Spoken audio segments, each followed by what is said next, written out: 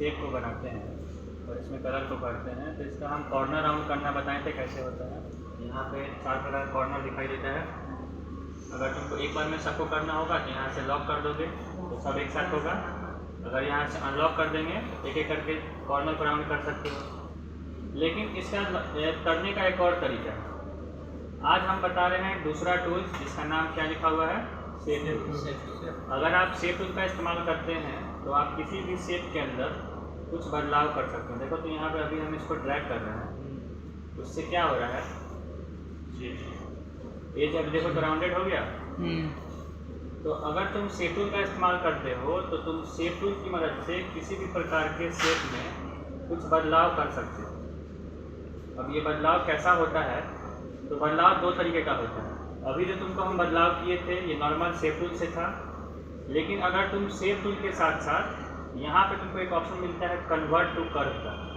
अगर तुम इसका इस्तेमाल करोगे तो कुछ ऑप्शंस और हम लोग को अधिक मिलेगा। जैसे मान लो दोबारा एक रेक्टेंगल को हम ड्रॉ किए, गए शेप टूल पे, यहाँ पे 4 डॉट तुमको ब्लैक कलर का दिखाई दे रहा है, लेकिन जैसे हम कन्वर्ट टू कर्व पे क्लिक कर देंगे तो वो डॉट अब वाइट कलर का छोटा सा बन गया होगा।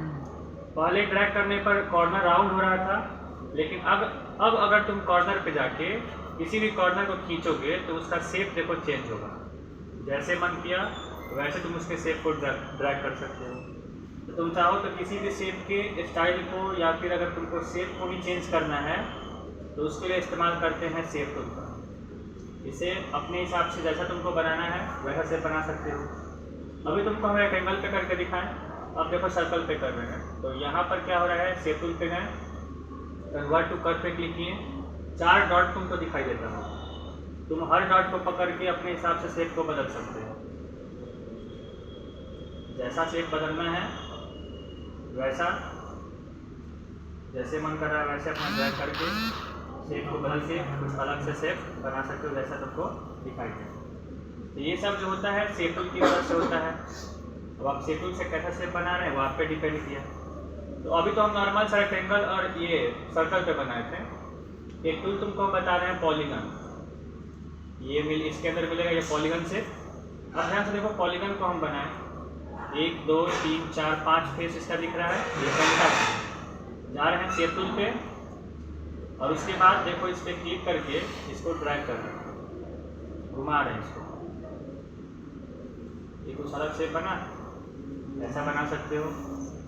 या फिर पॉलीगन पे जाके हम यहाँ से इसके स्टार को बढ़ा रहे हैं। अभी कितना इसका शेप दिख रहा है, 5 फेस है। हम इसको थोड़ा सा बढ़ाकर अगर बढ़ाते हैं तो देखो कुछ ऐसा शेप बन जाएगा। फिर से एक नया पॉलीगन हम बनाएं, इसके शेप को ऐसे हम साइड को बढ़ा लेते हैं और बढ़ाने के बाद जाते हैं शेप टूल पे और उसके बाद किसी भी एक पॉइंट को पकड़ के ऐसे ड्रैग करते हैं और इसमें कलर को भर देते हैं। कुछ ऐसा बना सकते हो शेप टूल से। ये ऑप्शन शेप टूल का था। और इसके बाद इसी में और हम लोग को टूल्स पढ़ना है। दूसरा क्या नाम है, नाइफ। तीसरा है इरेजर। चौथा है स्मज ब्रश। पांचवा है रफेड ब्रश। छठा है स्ट्रीट ट्रांसफॉर्म टूल और सातवां है वर्चुअल सेगमेंट रिलीज। अब इन सब का इस्तेमाल जानते हैं। तो फिर से देखो हम एक शेप ऐसे रेक्टेंगल को बनाएं। अब ये एक रेक्टेंगल तुमको दिख रहा है। अगर मान लो इसी रेक्टेंगल को तुमको 4-5 हिस्सा में काटना है तो दूसरे टूल का नाम ही है नाइफ। नाइफ का मतलब होता है काटना। तो अगर तुमको किसी भी शेप को अलग अलग हिस्सा में काटना होगा तो नाइफ टूल का इस्तेमाल करना। अभी नाइफ का जो फेस है ना वो तिरछा दिखता होगा, लेकिन जैसे कॉर्नर पे हम लाएंगे वो सीधा हो जाएगा, वहाँ एज दिखा भी रहा है। अब माउस का तुम लेफ्ट बटन दबा के प्रॉपर अगर सीधा खींचोगे तो वो सीधा काटेगा और माउस जहाँ भी हिला जैसे तुम करोगे वैसा का वैसा वो काट कर रख देगा। तो यहाँ पे प्रॉपरली आपको माउस को मूव करना होगा। माउस सही से मूव नहीं करेगा तो जैसा तुम बनाओगे वैसा वो कटेगा। अब देखो यहाँ पहले एक रेक्टेंगल था, लेकिन हम इसको अलग अलग शेप में से काट कर अलग अलग कर देंगे। तो ये नाइफ टूल से होता है कि अगर आपको कोई भी एक शेप को अलग अलग हिस्सा में काटना छाटना है तो नाइफ टूल का इस्तेमाल करो। इसके बाद अगला जो टूल है उसका नाम क्या है, इरेजर। इरेजर का इस्तेमाल मिटाने के लिए नहीं होता है पॉलीगॉन, कुछ नया ड्रॉ करने के लिए होता है। जैसे कि मान लो हम यहाँ से कंट्रोल का यूज़ करके एक सर्कल को बना रहे हैं, बिल्कुल गोल बनेगा। इसमें हम वाइट येलो कलर ऐसे भर दिए, हमको यहाँ पर 2 सर्कल चाहिए जिसमें वाइट कलर होना चाहिए, तो हम चाहते हैं दोबारा सर्कल ना बनाए, तो हम क्या करेंगे, इरेजर टूल से इस पूरे एरिया को ही मिटा देंगे।